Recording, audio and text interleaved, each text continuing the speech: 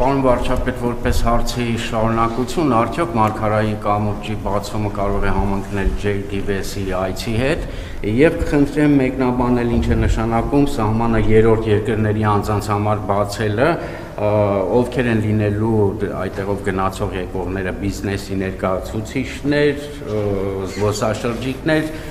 դիվանագետներ, այսինքն սահմանը փակ է լինելու միայն հայերի եւ թուրքերի համար։ Սա մեկ եւ ձեր թույլ տվությամբ եւս մեկ բան, Հայաստանի Հանրապետություն վերադարձած գերիներից Գևորգ Սուջյանի վերջին վիդեո հրապարակումից տպավորություն կա, որ նա մտադիր է մտնել քաղաքականություն, հաշվի առնելով օրենքի պահանջը, որ պատգամավորների թեկնածուներ կարող են լինել վերջին 5 տարում երկրում բնակվածները, հիմա Սուջյանը կարող է արդյոք մասնակցել ընտրություններին, քանի որ 5 տարի 3 ամիս 2 օր նա եղել է արտերկրում, եւ ընտրությունների հետ կապված այսպիսի մի բան այս տարի նախատեսվում է 9 համայնքի 80 բնակավայրի խոշորացում, ընդդիմությունը սրան վերագրում է քաղաքական ենթատեքստ, ասելով, որ դրանով փորձում եք առավել կառավարելի դարձնել ընտրությունները, ձեր մեկնաբանությունը կխնդրեմ։ Քաղաքական ենթատեքստն է, որ վաղուց որոշումը կայացվել եւ փորձ ցույց տվել, որ խոշորացված համայնքներում հնարավորությունները ավելի մեծ են եւ մենք կարող ենք գնալ խոշորացված համայնքները տեսնել, այնտեղ իրականացվող ծրագրերը եւ չխոշորացված համայնքները տեսնել, այնտեղ իրականացված ծրագրերը, կամ որ ասում են վերահսկելի դարձնել, այդ երբ եք տեսել 2018 թվականից հետո Հայաստանի Հանրապետության կառավարության կամ քաղաքական մեծամասնության կողմից որևէ ընտրություն վերահսկելի դարձնելուն ուղղված ընդհանրապես որևէ փորձ։ Այդ որ երկրի այդ տենց բաներ են ստեղծվում, տենց ինչ որ հեքիաթներ են ստեղծվում, հետո ասում են վայ երկիրը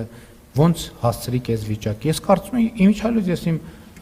չեմ հիշում որ ելույթում ասել եմ, որ ես կարծում եմ, որ Հայաստանի Հանրապետությունը պատմականորեն աննախադեպ դրական վիճակի մեջ է, երբ որ մենք մեր պետության համար երկարաժամկետ հեռանկար ենք բացել։ Երկարաժամկետ հեռանկար ենք բացել։ Եվ կարծում եմ Հայաստանի Հանրապետությունը իր երկարատև պատմության ընթացքում շատ չի եղել նման լավ վիճակում, երբ որ նրա առաջ տասնամյակների եւ հարյուրամյակների հեռանկար կա։ Եվ ես կարծում եմ, որ այսօր երկիրը գտնվում է շատ լավ վիճակում, թե տնտեսապես, թե քաղաքական, թե աշխարհքաղաքական եւ բոլոր առումներով, եւ ժողովրդավարության, եւ ժողովրդի իշխանության։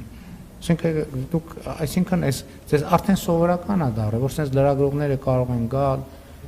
տենց նայել, կարդալ, խոսալ, ասել, հարց տալ եւ այլն։ Ես հասկանում եմ, որ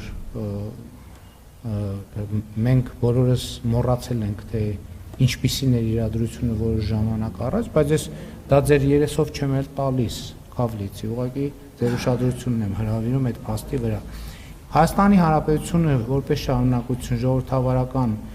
պետություն է եւ այնտեղ քաղաքականությամբ կարող է զբաղվել ցանկացած ոք, ով ուզում է զբաղվել քաղաքականությամբ։ Միացյալ Նահանգների փոխնախագահի այցի կապը չեմ կարող ասել ոչ մի բան, որովհետև հիմա տեսականորեն հիմա եթե ասեմ ոչ չի կարող համընկնել, բա որ այդ օրը հանկարծ Թուրքիան որոշում կայացնի բացել սահմանը, ես հետո ինչ ասեմ այո կհամընկնի, այսինքն դա մեր որոշումների տիրույթում չի, որ ես հիմա այո կամ ոչ ասեմ։ Ինչ վերաբերում է երրորդ երկրների քաղաքացիներին, դա նշանակում է, որ հայի ու թուրքի մասին չի խոսքը։ Էլի այստեղ էլ մեր ընկալումները պետության եւ ոչ պետության ընկալումների հետ կապ ունի Հայաստանի Հանրապետության քաղաքացի ցանկացած անձ, որովհետեւ միայն հայերը չեն Հայաստանի Հանրապետության քաղաքացի, Հայաստանի Հանրապետության քաղաքացի ռուսներ կան, եզդիներ կան, ասորիներ կան, հույներ կան, քրդեր կան եւ այլ ներողություն ում չհիշատակեցի, հրեաներ կան, վրացիներ կան եւ այդպես շարունակ։ Հայաստանի Հանրապետության եւ Թուրքիայի քաղաքացի հայեր կան, հույներ կան, քրդեր կան, եզդիներ կան եւ չգիտեմ շատ ավելի մանրամասն կազմում։ Խոսքը նրա մասին է, որ